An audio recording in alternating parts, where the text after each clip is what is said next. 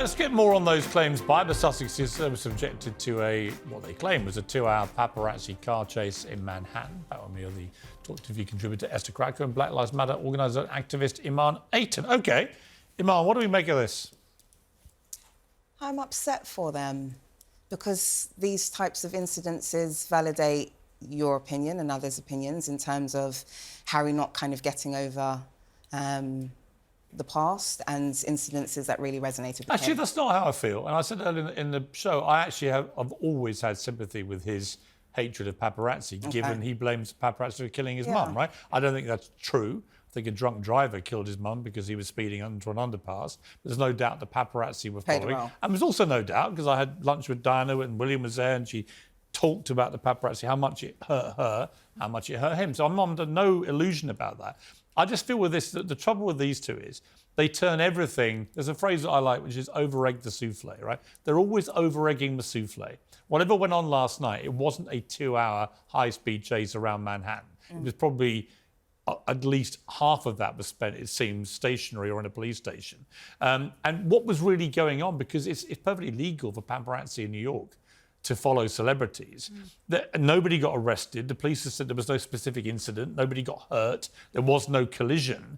In the end, it's just Harry and Meghan complaining about press intrusion, having been in an event where they invited the world's media to come and pay homage to them. But they have the right to complain about press intrusion during certain incidences in their life. So if they do not but have they still got the same right? They have the right to say, I don't want the press to follow me, and I have the right to get into a cab and do whatever I need to do to avoid them. I know, but when we first heard the story, the both of us were like, a 2-hour car chase in Manhattan. It's like a 2-hour car chase in London. You'd end up in Kent. And that's by the way, that's their statement. But is that accurate? Is that no, it's not accurate. They didn't have a 2-hour, so their statement is untrue. And they say near catastrophic. But actually, there was no collision with anybody. Nobody got hurt. Yeah. It's not a catastrophe. It's not a near catastrophe. What it is them being pursued by paparazzi. People may have a view watching this about paparazzi should never do that. I think the paparazzi are part of the oxygen of celebrity.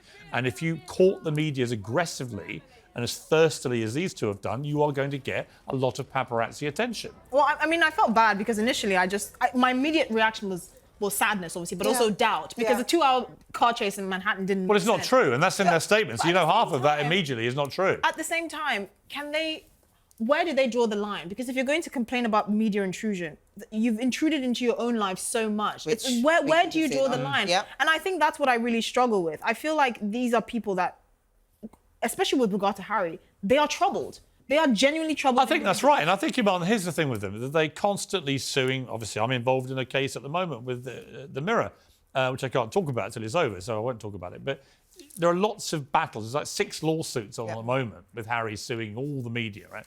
And it seems to me that they just occasionally, they do a book invading their privacy over 400 pages. They do a Netflix series.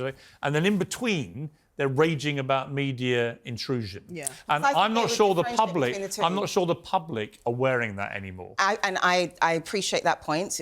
Clearly, I was one that definitely supported them. I don't in the same way that I initially did. So you're right on that point. But I can happily say that I don't actually think that they are conflating the two things. I think privacy is one thing and defending yourself is another. And so if you write a book and you're trying to defend your name, you're trying to defend all the stories that I've written about you, that's one thing. And then making sure that you have privacy when you're on your way to the shop is another. That's two separate things. So that's the way you're talking about. You draw the line, right? I remember when Diana died, and in the aftermath, everyone hated the paparazzi.